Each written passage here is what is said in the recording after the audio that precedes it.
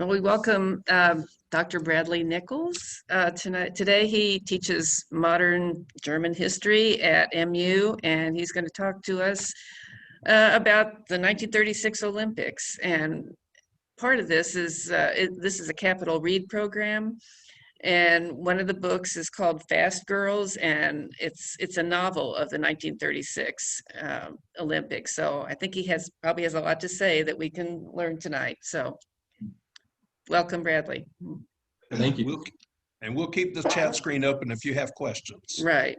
Yeah, and I plan to talk for, I guess, 45, 50 minutes, I think is about how long it is. So we should have plenty of time for questions. Okay. So thank you guys for inviting me to speak this evening.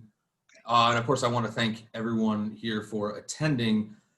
The main purpose or idea of this lecture is to give participants in the capital region.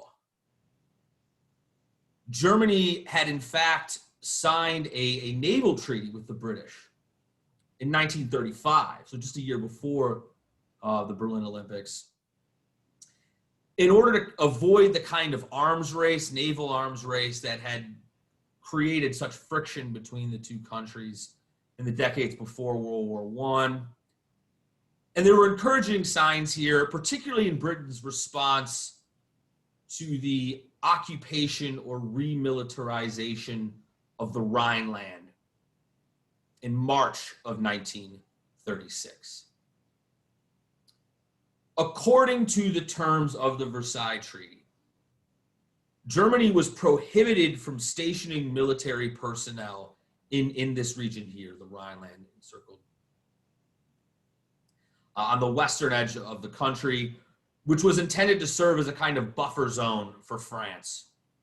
They didn't want the Germans marching through this region into France as they had in the beginning of World War I. Well, when Hitler sent in troops to occupy the Rhineland anyway, the French were outraged, but the British didn't really care. After all, as one member of parliament put it, the Rhineland was part of Germany. It was Germany's own backyard. And this statement reflected a widespread feeling among the British that they had really made a mistake by allowing the French to impose such overly harsh peace terms and punishments on the Germans after World War. So they were willing to let the occupation of the Rhineland slide, even though it was in the Versailles Treaty, because this was part of Germany, and the British kind of almost in a way felt bad for Germany after World War I. Certainly by the 1930s, they thought the Versailles Treaty had been too harsh. Now, from what we can tell, Hitler had probably abandoned the idea of any kind of formal military alliance with Britain by the summer of 1936. And going forward, he never really understood why the British couldn't just let the Germans have Europe and be contented with their own vast overseas empire. Yet, as their reaction to the occupation of the Rhineland shows us, it was still possible to try to detach the British from their partnership with France, to keep the British out of territorial disputes on the mainland. And that was a strategy the Germans would continue to pursue, even after the outbreak of war in Europe in 1939.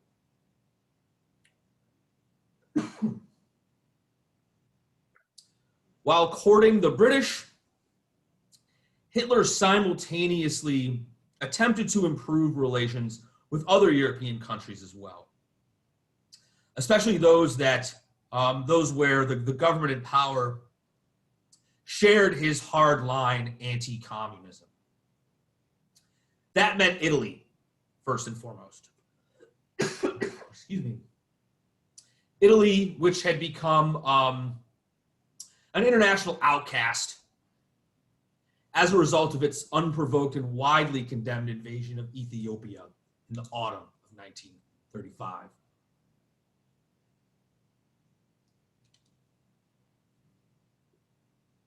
Now, this seems to us now like a natural fit,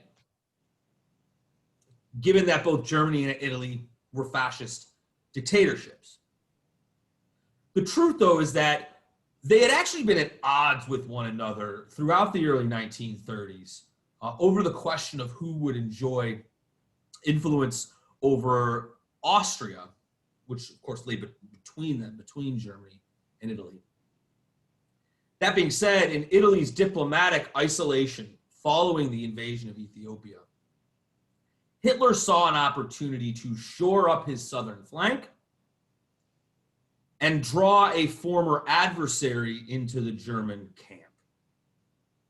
You have to remember that Italy fought on the side of the Western powers of Britain and France in World War I.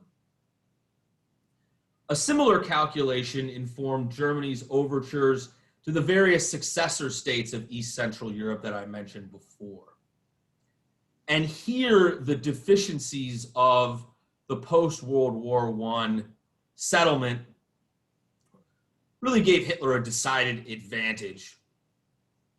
What I mean by that is one of the main flaws of the Versailles Treaty was that it had chopped up this region into a collection of small, fragile nations, all of them frightened by the Soviet Union to their east, all of them looking for a strong protector.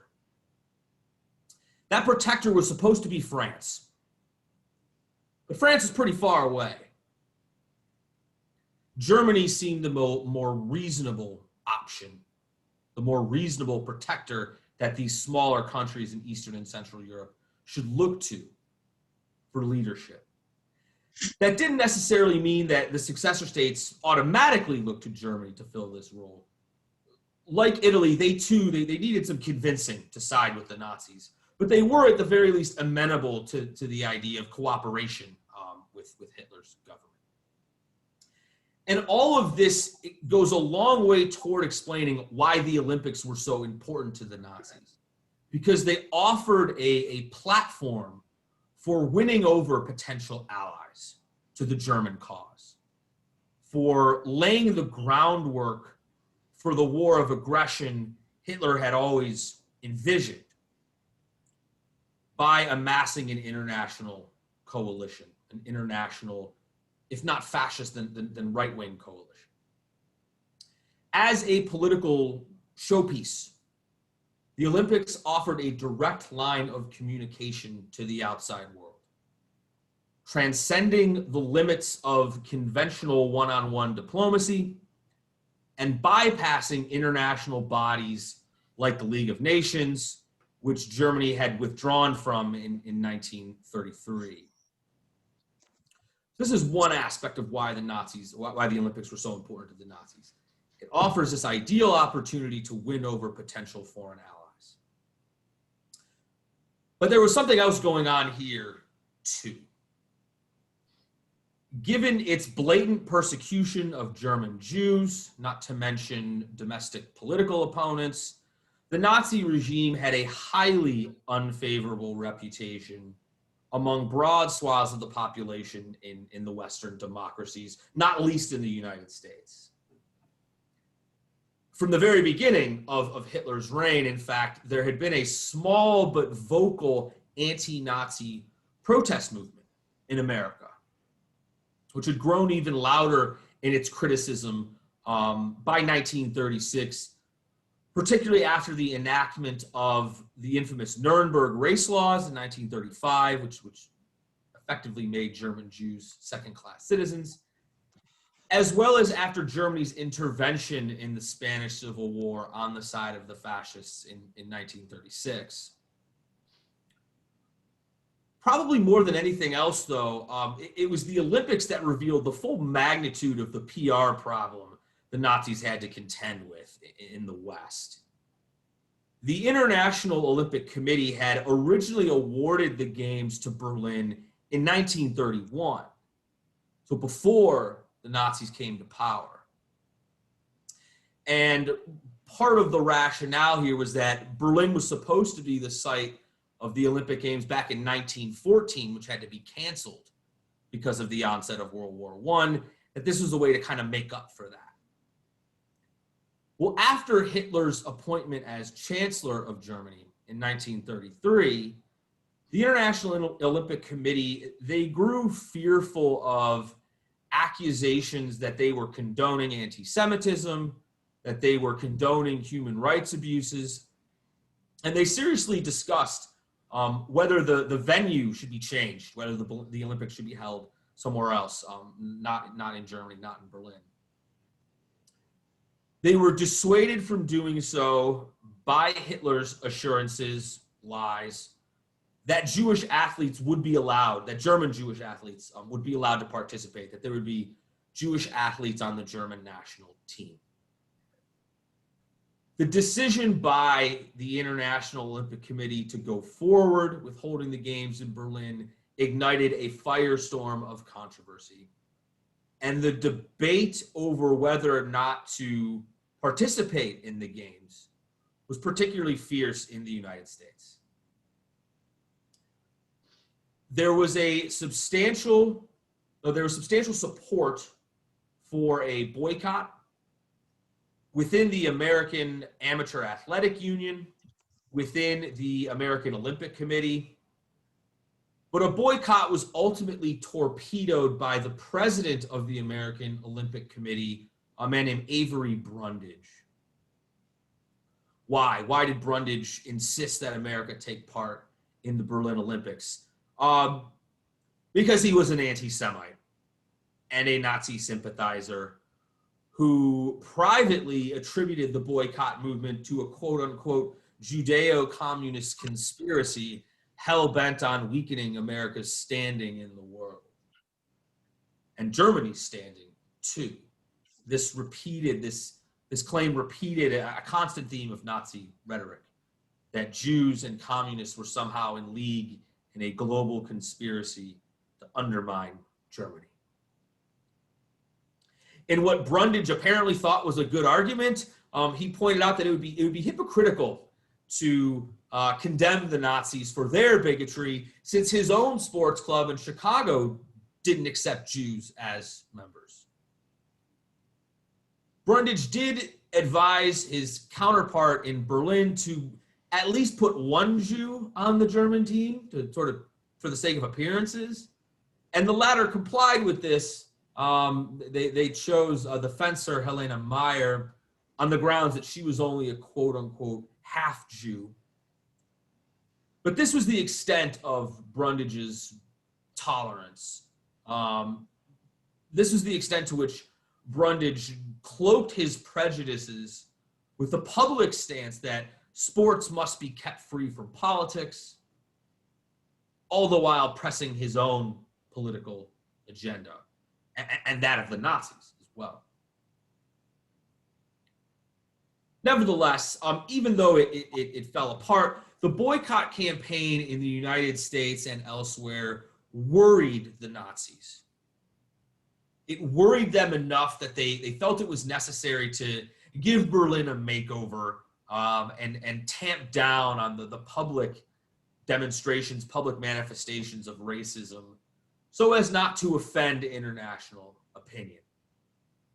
And I don't think there's any doubt here that Britain and America were the primary audiences for this charade. In effect, the Olympics, they afforded the solution to the very problem they had created: how to counterbalance or neutralize or even reverse political opposition abroad, political opposition to the Nazi regime. Hence, as part of this makeover, anti-Semitic signs and posters were removed from the streets, particularly near the Olympic compound, as well as near all major tourist attractions. And to further clean up Berlin and prevent even the slightest chance of foreign observers witnessing discrimination, the Gestapo, the secret police, also rounded up all Roma and Sinti, referred to pejoratively as gypsies, Zigeuner, is the German word, and confined them to a concentration camp on the outskirts of the city, so that people wouldn't see how poorly they were treated. On a more general level, these measures, this makeover, it was integral to Hitler's determination to put on a grand spectacle, a spectacle more dazzling than anything yet seen at previous Olympiads. In that vein, on the one hand, the idea was to parade Germany before the world as a peace-loving member of the family of nations, as a contented people united behind their Führer, their leader. At the same time, all the pomp and the pageantry, they were designed to impart the image of Germany as a powerhouse worthy of admiration, worthy of veneration, a phoenix arisen from the ashes. And in each respect, the efforts of Nazi propaganda minister Joseph Goebbels were truly extraordinary. And they really pulled out all the stops, and they certainly spared no expense in making the 1936 Summer Olympics as extravagant as they possibly could. They launched a robust publicity campaign. Hitler ordered the construction of a new track and field stadium, pictured here, that seated 100,000 people, along with the construction of six different gymnasiums, a number of other smaller arenas. Some 4,000 athletes from 49 nations were housed in a massive dormitory that was almost as large as the stadium itself. This was the largest number of athletes that had ever participated in the Olympics up to that point. The largest number of countries, too, if I'm not mistaken. And on and on and on. The famous composer Richard Strauss was hired to compose and conduct a new Olympic anthem to be sung by a choir of 3,000 people.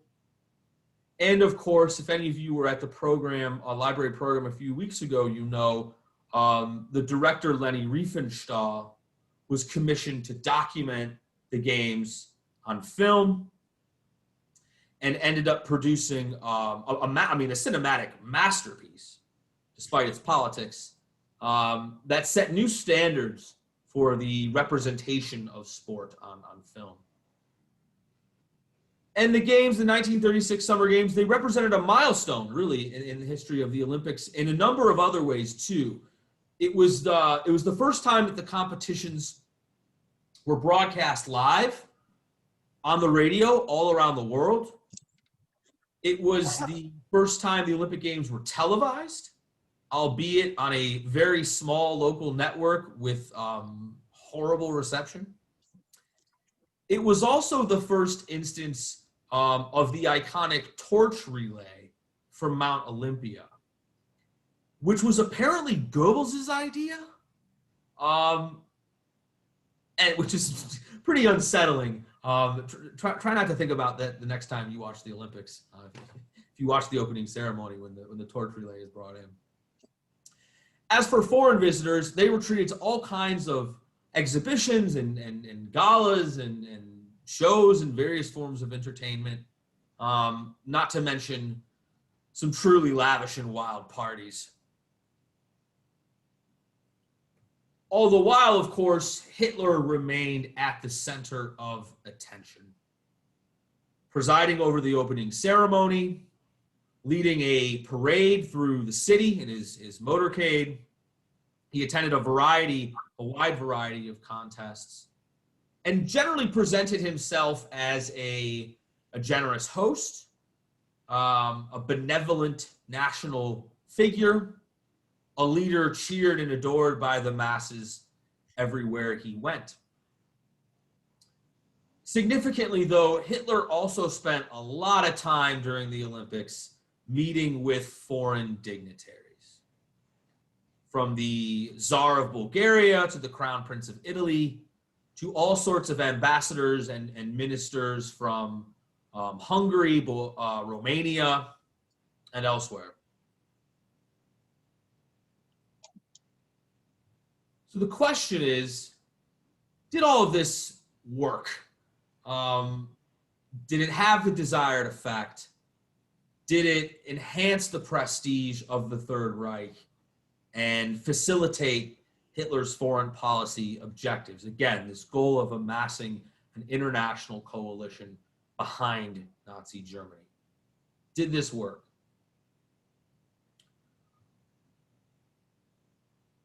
When it came to the nations that subsequently allied with the Germans, the symbolic power on display in Berlin in 1936 probably did have at least some impact,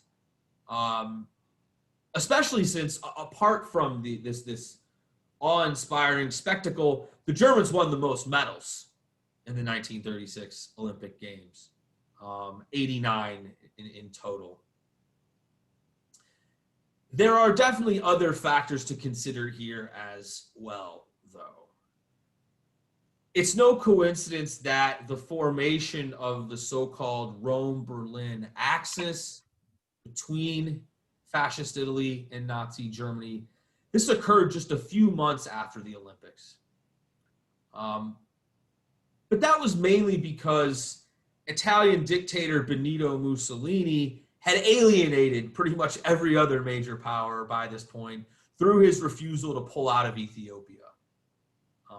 As I said, we shouldn't assume from the start that Italy and Germany were bound to be allies.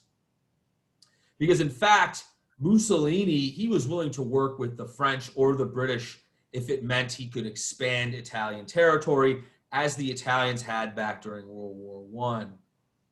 The invasion of Ethiopia ruined all that.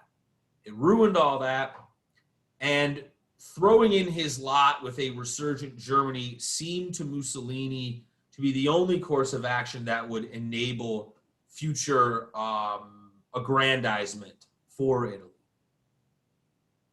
If we look beyond the borders of Europe, much the same can be said of Japan, another international pariah on account of its own territorial aggression, in this case in China. Here as well, practical strategic considerations were much more important than symbolic ones, than symbolic displays of power like the Olympics. Though it is worth noting that the perception of German strength, perception of German power, it influenced the strategic considerations of the Italians and of the Japanese as well. Germany and Japan thus signed the Anti-Comintern Pact just a month after the establishment of the Rome-Berlin axis. So you have the Olympics in the summer. In October, Germany and Italy essentially sign a political alliance, or form a political alliance. And then the very next month, in November, Germany and Japan sign a similar alliance. This was primarily because of Japan's fear of the Soviet Union, Japan's fear of Soviet expansion in the Far East.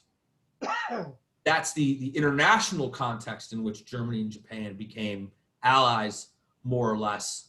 But we should consider sort of how the Japanese responded to the Olympics as well. Among the successor states, it was Hungary, Romania, and Bulgaria who were arguably the most impressed by what they saw in Berlin, who were the most impressed by the Nazi regime and by Hitler himself. As I mentioned, he's meeting with all these foreign dignitaries from these countries.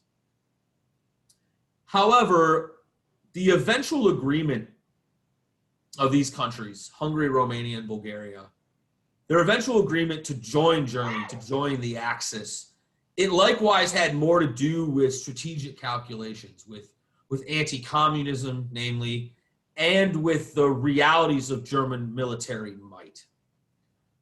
So again, to reiterate, the pomp, the pageantry of the 1936 Olympic Games, they play a role, a psychological role, in bringing these various countries onto the side of Nazi Germany. But there were broader and more critical political factors as well, strategic factors. And that's for those countries, again, that fought in World War II on Germany's side, on the side of the Axis. If we turn to the Western democracies, on the other hand, public responses to the Olympics were much more mixed, much more uneven, indicating that the quote-unquote Nazi Olympics, they were hardly the overwhelming success story they've been portrayed as so often. There were some commentators who heaped praise on Hitler's leadership and reiterated the theme of Germany reborn. One example of this, a New York Times columnist by the name of Frederick Birchall was lavish in praising Hitler after the Olympics.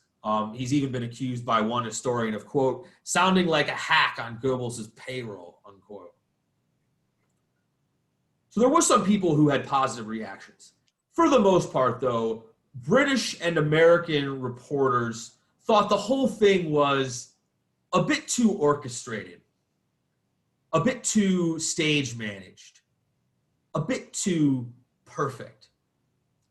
In essence, they thought this was a Potemkin village, right? A facade, a public facade behind which a darker reality lurked, behind which the Third Reich concealed its brutality and continued its preparations for war, which was true. Even while the games were still going on, foreign journalists, it became obvious to them that the friendliness shown to them by Berliners had been coached in advance by the regime. It was obvious to them that this was the case. Let's give you another example of how foreign journalists responded. J.P. Abramson of the New York Herald Tribune denounced what he called the phony hospitality of the Germans as the most transparent and despicable form of political manipulation of the Olympic ideal. In England, the newspaper, the Manchester newspaper, the Manchester Guardian, its editorial board remarked that the 1936 Summer Games were, quote, little more than a Nazi party rally disguised as a sporting event, unquote.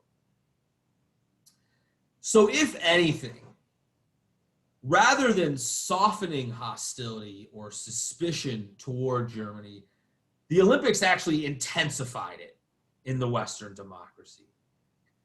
And this seriously undercuts the notion that isolationism or appeasement were the result of the Americans or the British having been duped into complacency by the splendor of the Olympics as a propaganda coup.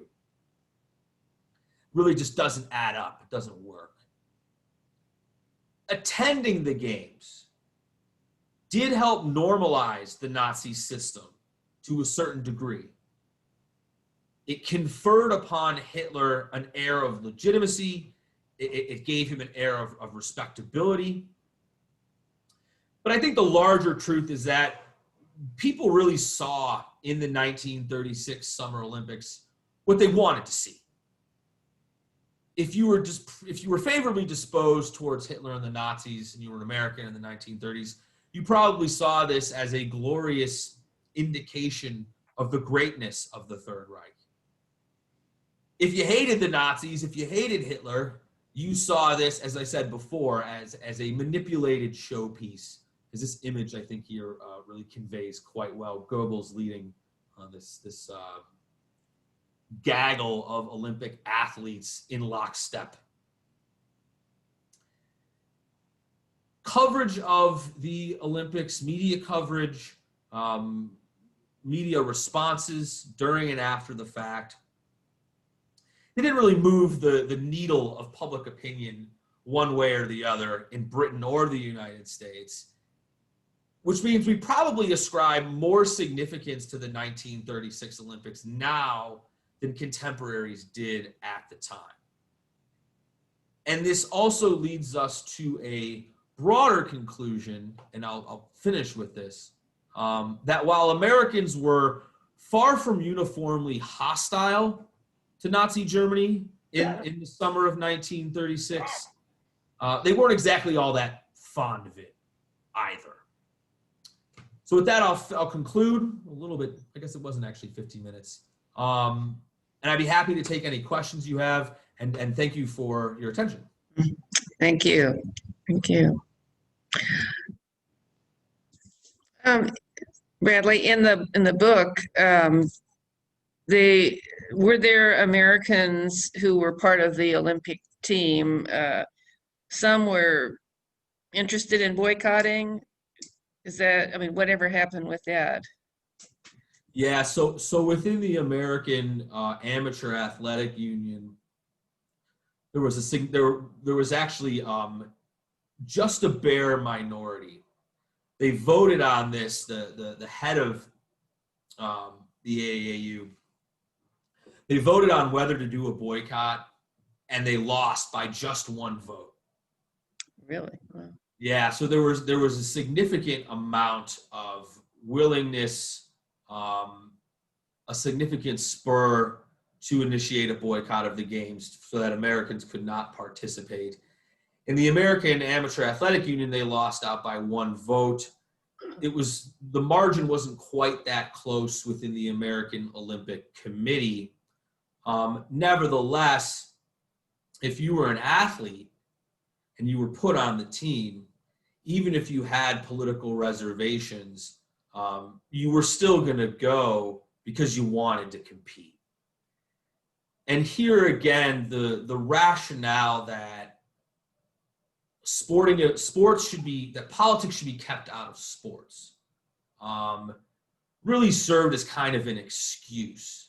I mentioned how it was an excuse for Avery Brundage, more hypocritical there because he really was promoting his own political agenda and helping the Nazis promote theirs. But for the athletes, they're not as innocent of that.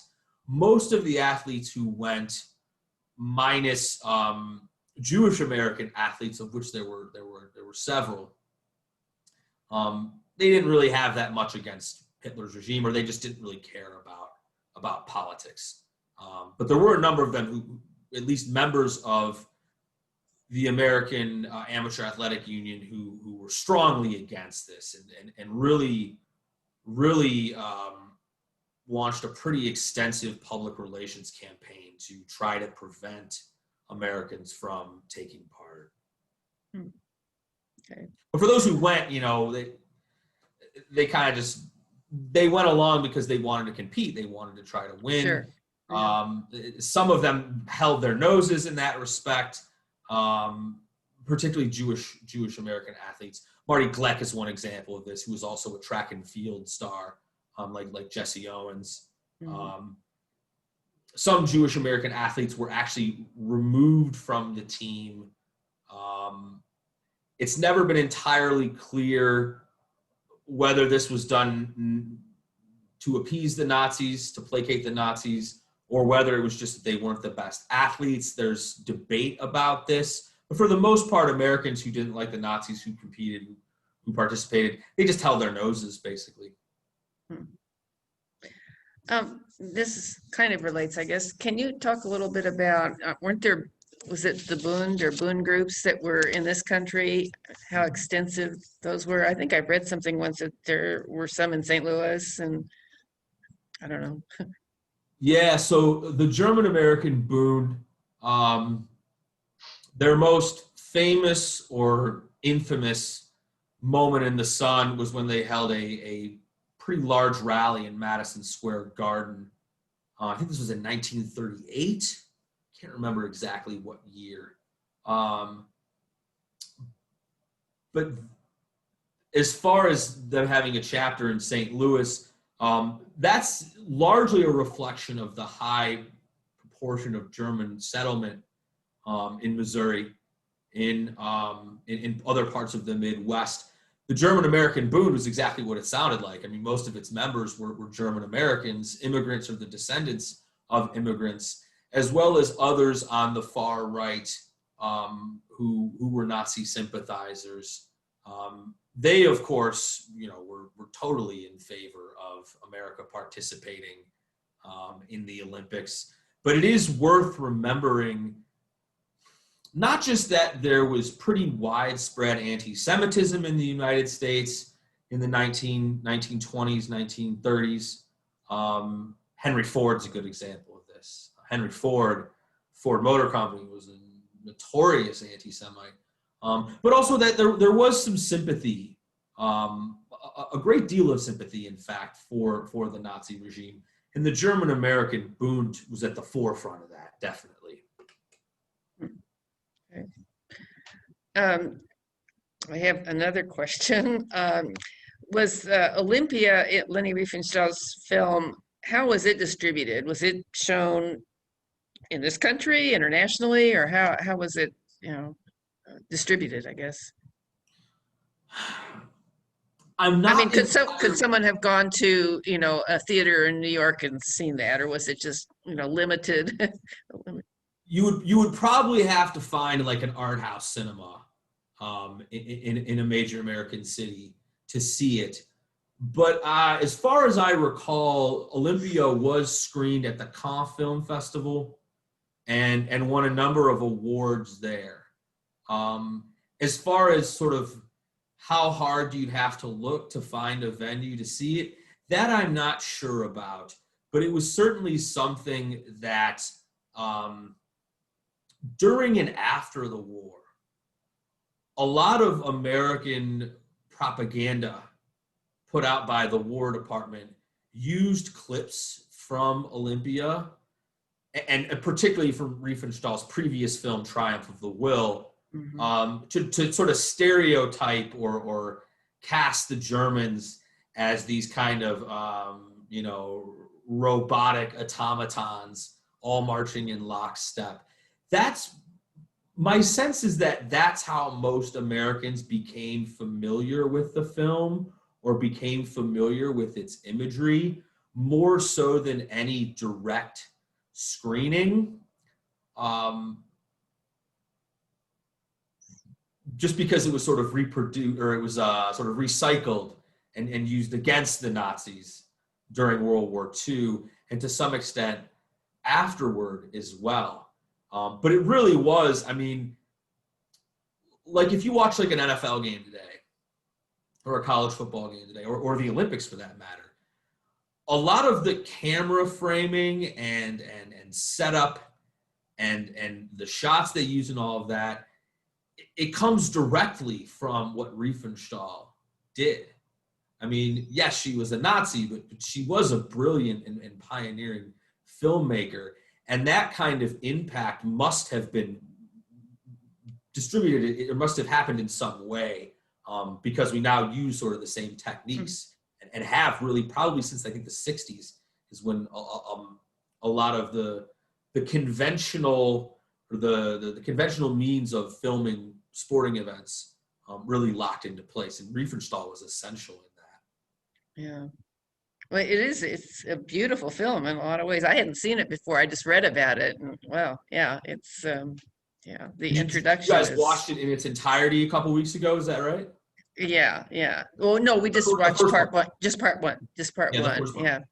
Yeah. The intro was pretty astonishing. I think it was beautiful. Yeah, no, it is. I mean, it's I'm something of a film buff too, and I remember watching it back when I was an undergraduate for a documentary film class, and being taught essentially what I just regurgitated to you, that this was essential to how we've come to film sports.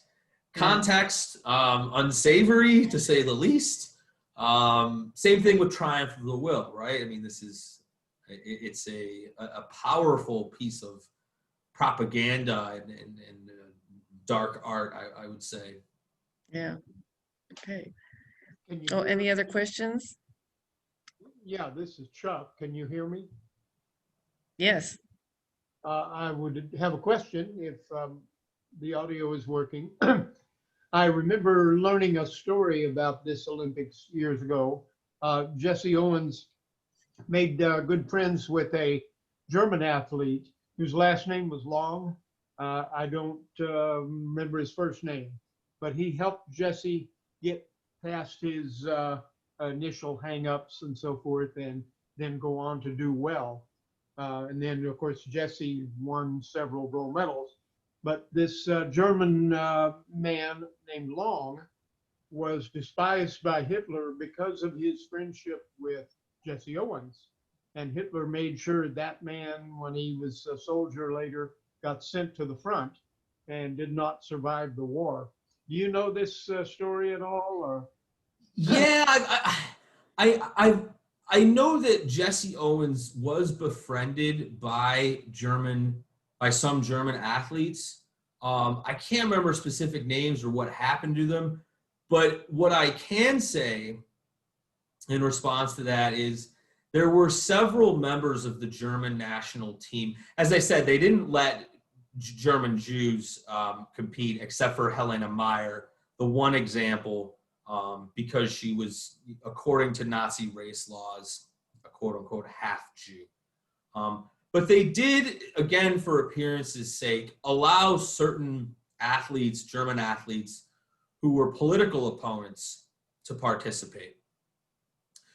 So, for instance, there was a rather well-known German communist wrestler who competed. I think he won a medal. I don't know if it was bronze, silver, gold. But a lot of these sort of anti-Nazi political dissidents who participated, who competed in the Olympic Games, they were subsequently persecuted by the Nazi regime during the war. I know that at least 2 of them were sent to concentration camps and died there during the war for speaking out against the regime. And if you look at the roster of participants in the 1936 Olympics overall, internationally, from different European countries, a lot of them wound up dead during World War II. Certainly the Jewish athletes, most of them did. So yeah, the story totally jives with what I know, at least, about what happened to athletes who, let's say, the Nazis just didn't like all that much for political or ideological reasons. Yeah, that definitely fits in with my sense. From what I remember, this gentleman Long and Jesse Owens just developed a lifelong friendship, and they were fast friends. The man's life didn't last long, but after the war and Long was dead, Jesse Owens traveled to Germany to be a member of the wedding party of Mr. Long's daughter. So No kidding. really had a relationship. Kind of shows that there was some humanity among German citizens, if not the Nazis themselves. Absolutely. And I mean, I didn't know that. I mean, I knew he befriended German athletes. I didn't know he went back. I didn't know the friendship was that deep and long lasting. One thing about Jesse Owens, that I find interesting in sort of post 1936 is that because of what happened at the Olympic Games, he always maintained the stance that you should never boycott the Olympics for political reasons. Whether that's the proper stance to take, I'll leave that for you guys to decide. But for instance, in 1980, right, we boycotted the Olympics. We boycotted the Soviet Union. Jesse Owens was like totally against that. And there had been, more recently when the Olympics were in China, there was some talk of maybe doing a boycott because of human rights abuses by the Chinese government, which is one thing that makes this topic, I think it continues to have relevance because we, every time, or when the Olympics were in Sochi, the Winter Olympics in Russia, relatively recently, this just keeps coming up again and again. And the 1936 Olympics are the frame of reference always, right? Like people always will point to this and say, oh, see, we participated you know, in Olympics held by an authoritarian regime back then, and look what happened, World War II and the Holocaust. It's not that simple, and I hope my talk conveys that. As I said, you know, it does legitimize them to a certain extent, but it's not as if that's, you know, the only or even the most important factor. And I just to add on, I mean, absolutely to your point about the humanity of Germans. The Germans were not all Nazis. The Nazi Party only ever won in an actual legitimate free and fair election. The Nazis only ever won 33% of the national vote. Now, their support base certainly got larger over the 1930s with economic improvements, with Hitler's foreign policy successes, including the Olympics. But it's not as if, you know, every German was a dyed-in-the-wool Nazi. I mean, that certainly wasn't the case. Those who weren't just knew to keep their heads down, or they would wind up in a concentration camp. Although there were at least some who did speak out and paid for it with their lives. For most Germans, though, I mean, I didn't talk about this in the lecture, but for most Germans, in terms of their response to the 1936 Olympics, they really bought this idea that the rest of the world had now accepted the Nazi regime, had accepted a resurgent Germany, a Germany reborn, which is why they were a little confused and dismayed, in part why they were confused and dismayed in the autumn of 1939, when Britain and France, you know, said they were going to go to war in defense of Poland. They're like, wait a minute, I thought we were all friends now, in part because of the Olympics. There's some nostalgia in Germany even today for the 1936 Olympics as sort of a symbol of the golden age of the Nazi period before the war, basically. There's a lot of problems with that interpretation, not least being the pre-war persecution of quote unquote undesirables. But there is a tendency to say that, well, this was at least one aspect of the Third Reich that was good, that we can be proud of, given that there's so much to be ashamed of. Yeah, and so really, that's a very interesting story. I'm gonna have to look into that more. Yeah, My own I must say, I enjoyed your talk very much. And Oh, it's thank very you. timely for me because I'm preparing a talk on the Holocaust in about a week for our organization, Learning in Retirement. And Oh, I'm gonna okay. compare and contrast the Holocaust with the American treatment of Japanese Americans and their Oh, internment. all right, the internment camps. Yeah, so this was very interesting tonight. No, I'm glad you enjoyed it. I'm glad it's helpful. Well, thank you very much, Bradley. We appreciate it. Yeah, sure. And feel free to, if we're done, Yeah. and I'll just say in closing, feel free to invite me back at any time. I'd be happy to discuss any other topics that are relevant to the books you guys are reading. Okay, We glad should to do hear that, it. Thank you. Oh, you're welcome. Is there another comment or question? I don't think so. Okay. Okay. Okay. Well, good All right, night. guys. Good night. Good night. Have a good one. All right. Thanks.